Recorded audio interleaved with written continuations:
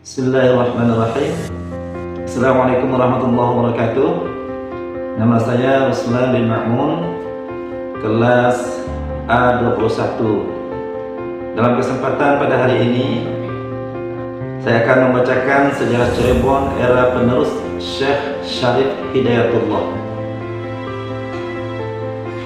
Setelah Sunan Gunung Jati wafat, yang naik tahta adalah cicit Sunan Gunung Jati yang bernama Pangeran Emas, putra Pangeran Swarga Dipati Cirebon, dari perkawinan dengan Nimas Ratu Wanawati Raras, yaitu putri dari Fadilah Khan.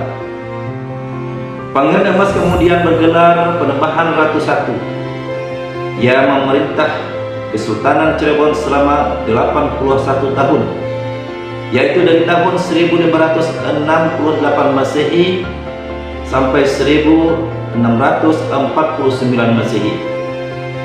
Pada masa Penembahan Ratu I di Cirebon tidak terjadi masalah apapun. Hal yang demikian itu terjadi karena kondisi Cirebon pada masa itu sangat kondusif.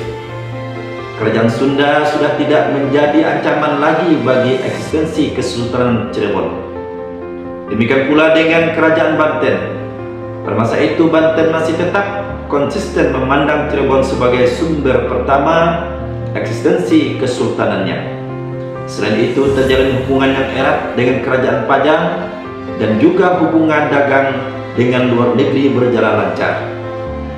Pelabuhan-pelabuhan sebagai aset Kesultanan Cirebon yang amat penting terjaga keamanannya sehingga kapal-kapal dagang asing makin banyak yang singgah untuk melakukan transaksi dengan masyarakat Cirebon. Sepeninggalnya Penembahan Ratu I pada tahun 1649 Masehi, kedudukannya sebagai kepala pemerintahan Cirebon digantikan oleh cucunya yang bernama Pangeran Putra atau disebut juga Raden Rasmi, dan bergelar Panembahan Adin Kusuma atau bergelar Panembahan Ratu II. Setelah meninggal dunia, ia lebih dikenal dengan Penembahan Girilaya karena dimakamkan di sebuah bukit yang bernama Girilaya yang letaknya di sebelah timur Wonogiri, Yogyakarta. Setelah Penembahan Ratu II wafat, Kesultanan Cirebon terpecah menjadi dua, yaitu Pangeran Martawijaya atau dikenal dengan Pangeran Samsudin menjadi Sultan Sepuh, dan Pangeran Kartawijaya atau Pangeran Badruddin atau Komarudin menjadi Sultan Anom. Dengan terbaginya Cirebon menjadi dua kesultanan, kondisi semacam itu tentu saja dimanfaatkan oleh Kompeni Belanda untuk menanamkan kekuasaannya di Cirebon.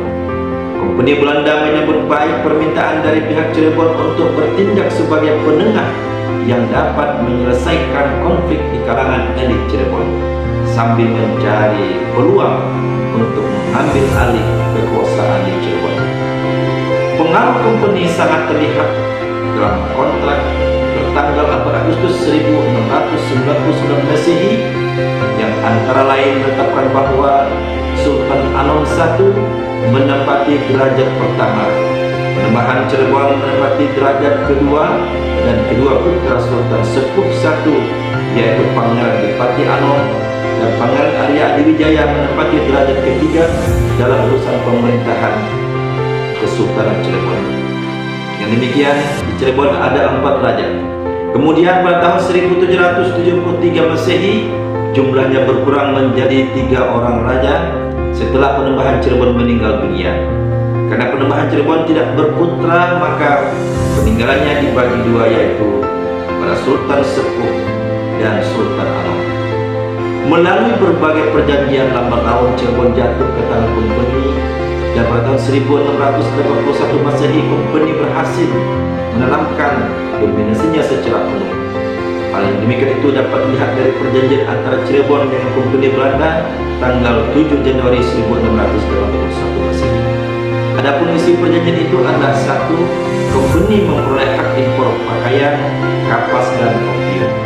Semuanya itu bebas dari biaya impor. Padahal sebelumnya Keraton mengenakan biaya impor sebesar 2% dari nilai barang. Kompeni memperoleh hak mengakui ekspor komoditas seperti lada, kayu, gula, beras, dan produk-produk lain yang dikehendaki oleh company. Yang ketiga, tanaman lada yang diusahakan di Cirebon diatur oleh company dan company juga yang menentukan harganya. Yang keempat, pelayaran pribumi harus mendapat lisensi dari POC dan sangat dibatasi. Tidak semua kapal boleh masuk kecuali atas izin dari POC. Dengan demikian, sumber ekonomi Kesultanan Cirebon baik di pelabuhan maupun di pedalaman dikuasai sepenuhnya oleh pihak company. Cirebon terpuruk dan akhirnya pada tahun 1809 Masehi, Gubernur Jenderal Dendles menghapus kekuasaan para Sultan Cirebon. Sekian, terima kasih. Assalamualaikum warahmatullahi wabarakatuh.